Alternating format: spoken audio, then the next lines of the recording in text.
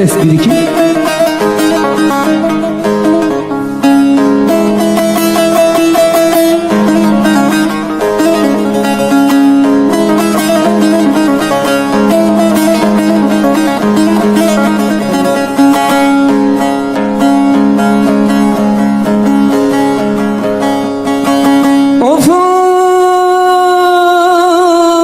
Sazım alıp da gurbet ele gidince, gelen yolculardan da sor beni, sor beni.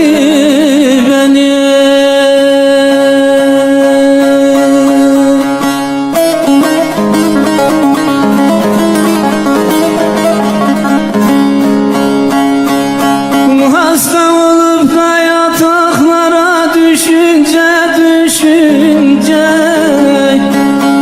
acele eyle de bul beni, bul beni.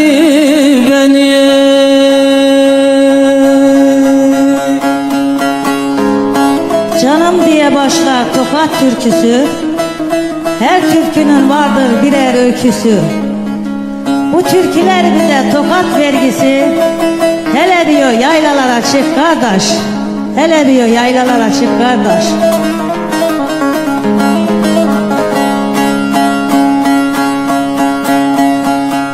Of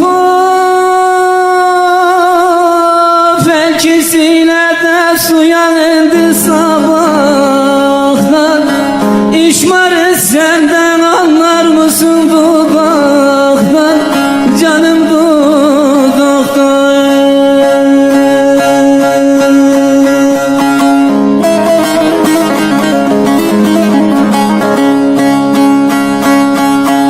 Ağzının içinde de elma yanaktan,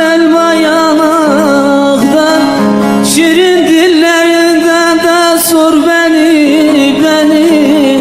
sor beni.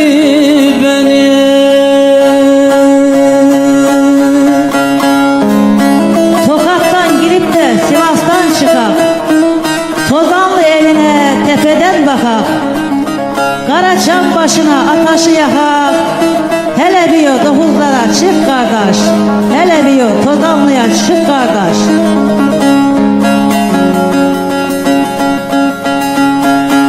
Of Hüseyin'im bize böyle edecek, yine benim gönlümde geçmez ki senden, yar senden.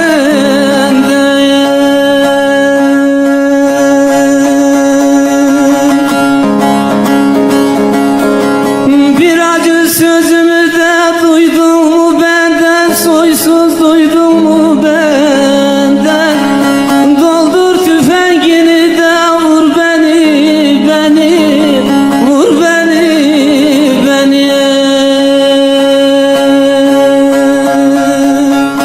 Kaldır yar aşkına kadeh vuralım, Almus barajına varıp duralım, gide gele şu dinleri soralım, hele diyor yaylalara çık kardeş, hele diyor dokuzlara çık kardeş.